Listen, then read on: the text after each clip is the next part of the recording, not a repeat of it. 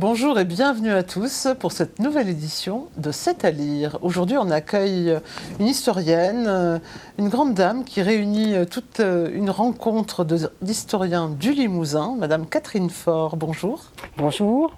Ben oui, je suis un peu émue parce que c'est vrai que je me dis que c'est une sacrée responsabilité d'avoir tous ces historiens autour de vous. Comment vous faites Voilà, pour moi, c'est même un honneur d'être présidente de Rencontre des historiens du Limousin. Donc, c'est une association qui a été créée en 1976 et qui réunit tous les historiens qui travaillent sur le Limousin de la préhistoire, enfin plus de l'Antiquité à nos jours. Que nous raconte cet opus justement d'histoire du Limousin, édité chez les Ardents Éditeurs? Alors, nous avons voulu avec tous les historiens de l'association, revenir un peu sur l'histoire du Limousin, faire une histoire renouvelée qui prend en compte les recherches actuelles, avec également une approche historiographique pour essayer de donner une vision nouvelle, puisqu'il n'y a pas eu vraiment d'histoire sur le Limousin depuis plus de 50 ans. On avait des histoires qui sont des histoires de vulgarisation, qui reprennent à l'envi des ouvrages beaucoup plus anciens. Et là, véritablement, c'est le fruit de la recherche de ces dernières années. Et donc, on peut dire que c'est une histoire renouvelée du Limousin. Alors pour donner envie peut-être envie de feuilleter et de l'acheter cet ouvrage, on peut avoir donc le fabuleux dépôt de Tintignac. D'ailleurs la première de couverture montre un carnix, cet objet fabuleux qui peut-être lançait les batailles sur les terrains gaulois. Le palais de Jocondiac au palais sur Vienne, juste à côté de chez nous, il y avait un palais d'un roi, il faut le savoir. Bernard de Ventadour, le fameux chanteur, poète, le prince James Zizim, d'où la tour Zizim, il a été emprisonné à Bourganeuf, Léa Villand, Joséphine Baker à Limoges, la Terreur en 1944 en Limousin, la légende Poulidor, bien sûr, le sport. Il y en a pour tous les goûts en fait. Comment choisir dans toutes ces époques le fait emblématique d'une époque et d'un territoire? Alors effectivement, la difficulté a été de trouver donc une entrée commune pour donner une cohérence à l'ouvrage.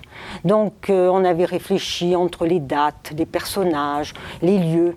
Et puis il nous a semblé que peut-être les dates donnaient un fil conducteur, un fil chronologique qui serait plus simple aussi pour réunir ensuite toutes les contributions, puisqu'il y en a 117 rédigé par 77 auteurs, plus l'introduction et la conclusion. Ah mais justement, c'est très difficile de choisir un opus parmi les 117 chapitres de votre ouvrage.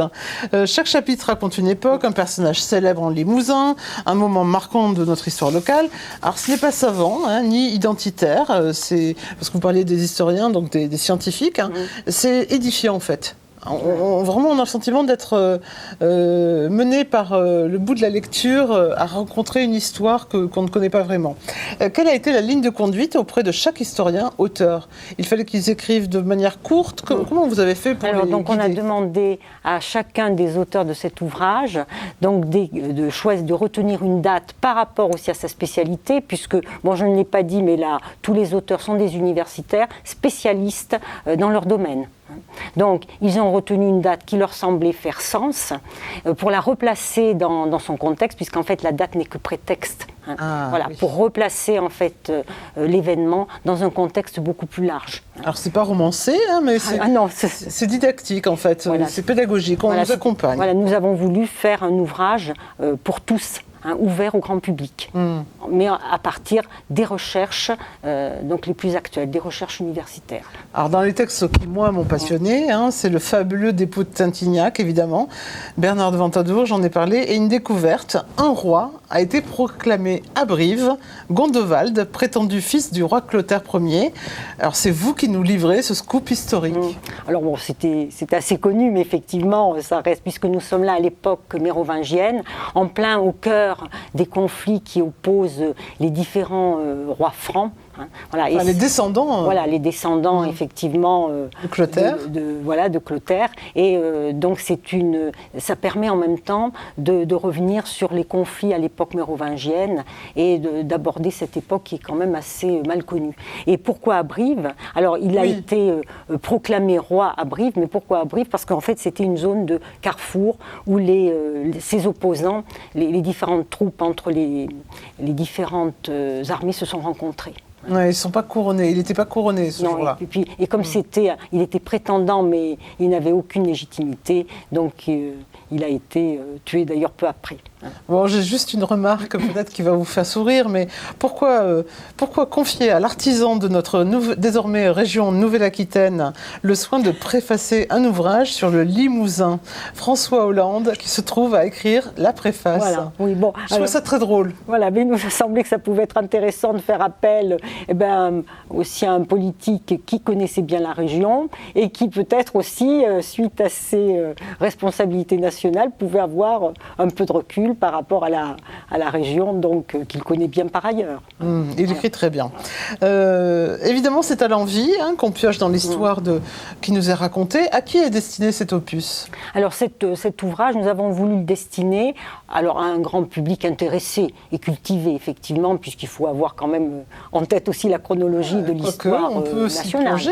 Voilà. Mais c'est véritablement porté, je dirais, à tous, à tout le public,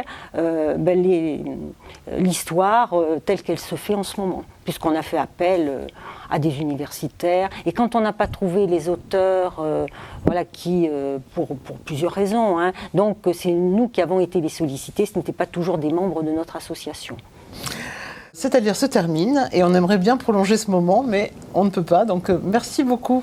C'est moi qui vous remercie. La lecture, c'est une porte ouverte sur un monde enchanté, selon Mauriac. On se retrouve bientôt pour un nouveau C'est à lire.